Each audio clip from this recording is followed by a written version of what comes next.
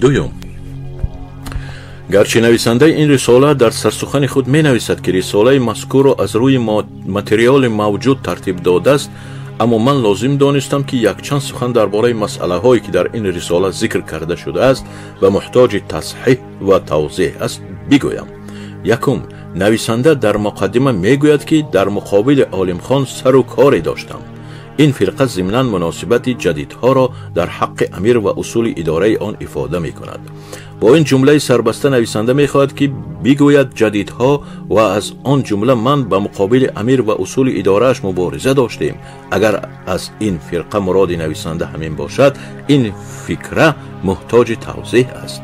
تا زمان واقعه کولسف چند جدیدها با اصول اداره امارت مقابل نبودند، بلکه می‌خواستند که با ثوابدید امیر و اطرافیانش در اصول اداره حکومت امیر اصلاحات به وجود آورند.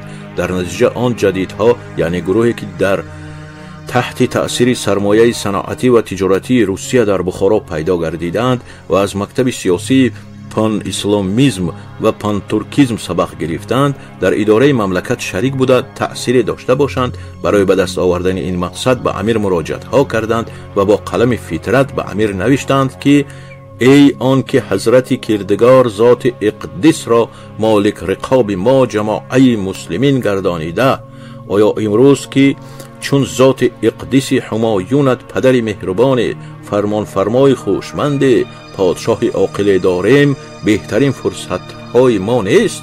آیا همین بقای وجود همایونت اعظم وسایل نجات ما نخواهد بود؟ حاشا، به وجدانم قسم، به وجود مبارکت سوگند، اگر فرصت لازم است وسیله می خواهیم همین است. جلوس امیر را تبریک ها گفتند و با زبان همین فطرت تاریخ سلطنت را منوران اسباب دور انتخاب بخارا نوشتند سرودند. بعد از واقعه کولسف مسئله رنگ دیگر گرفت. جدیدهایی که در خاک ترکستان مهاجرت نمودند با تأثیر زمان و مکان طرفداری اصول جمهوری بورژوازی را قبول کردند. دوم، فعالیت شخصی امیر به مقابل حرکت‌های انقلابی مجهول و تاریک ماندند. خواننده چنان گمان می‌کند که در این باره قاضی بهران‌الدین نظام الدین ارگنجی و دیگرها با فعالیت کار کردند. امیر رای مستقلی نداشته است، تابع رای آنها بوده است و خود کاری نکرده است. سندها ثابت میکنند که بعد از واقعه کولسف و مقابل حرکت‌های انقلابی خود امیر هم به فعالیت تمام کار کرده است. در این راه در بعضی موارد از قاضی برهان‌الدین مرتجع متعصب هم پیشقدم‌تر بوده است. چنانچه در یکی از دستخطهای خود به قاضی برهان‌الدین می‌نویسد که شریعت پناه از وجه چند نفر آدمان جدید را به بلا حبس کردن از تلفن بیگاه و خزینه‌چی معلوم کرده بودید. بیگناه گفته بالا بردن قطعی دفعی نمی کشند، حقیقت می کنند. مورد باولاچی چقدرها را به بالای نامگوی الف مانده جزا دادند. باز گپی بسیار که نوشته نمی شود.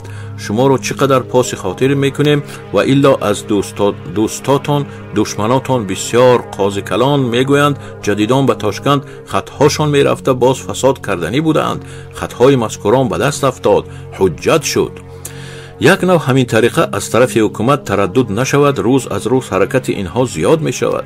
همین قدر حقیقتی خودشان را کشیده می کردند. البته کارهایی که اینها به تاشکند سمرقند کرده گشتند به شما معلوم بودگی است. این قدر قطعی شما را کار کن نمی گویند. سیوم، این چنین رول امیر درباره تشکیل کردن بسماچی ها نیز پوشیده مانده است. قوت های عکس انقلابی از نام امیر استفاده کلی نمودند. با وجود این مرداری، ویرانی و فساد که امیر آلوده بود، امیر را حامی شریعت امام المسلمین نام نهاده دشمن های انقلاب مردم را زمانی می فریفتند. امیر هم بعد از آنکه به افغانستان گریخت در این راه با تمام هستی خود کوشش کرد. انور، ابراهیم، فضیل و دیگر سرآمدان بسماچی ها از نام امیر به نام امیر کار کردند. خلق را طلب و تاراج نمودند و از حصه های دزدی همیشه حصه امیر را به او می رسانیدند.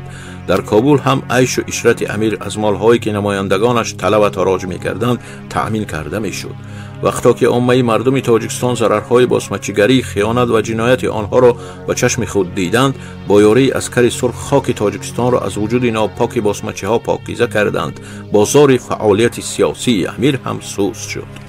چهارم، تعریف و توصیفی که در حق آستانقل خوشبگی نوشته شده است موافق حقیقت نیست. از شیعه و سنی، از ازبک و تاجیک، هر کس که در اطراف امیر بودند در تقویت نمودن اصول و اساس ظلم و استبداد امیر هر یک به اندازه خود می‌کوشیدند. آستانقل هم یکی از نمکخوران این بارگاه و یکی از ستونهای این امارت استبداد بود. نارضا بودن مأمورهای حکومت امپراتوری روسیه از آستانقل نیز خلاف حقیقت است، بلکه آستانقل ضمناً با مأمورهای روسیه نزدیک بود و امیر عبدالاحد از این خصوص در اندیشه بود. وقتی که آستانقل از مسند وزارت معزول گردید، به واسطه فتح الله خواجه در تاشکند و پترزبورگ مبلغ‌های کلان صرف کرد، رشوه داد و امیدوار بود که با مدد مأمورهای روسیه دوباره به مسند وزارت رسد. یکی از مأموران روسیه که در تاشکند بود به آستانقل علاقه داشت، بنابر سبب دیگری به مسئولیت کشیده شد. اتفاقا از آستانقل پول گرفتن او نیز معلوم شد و بالای کار کشاده گردید. طرحی که آستانقل کشیده بود ویران شد.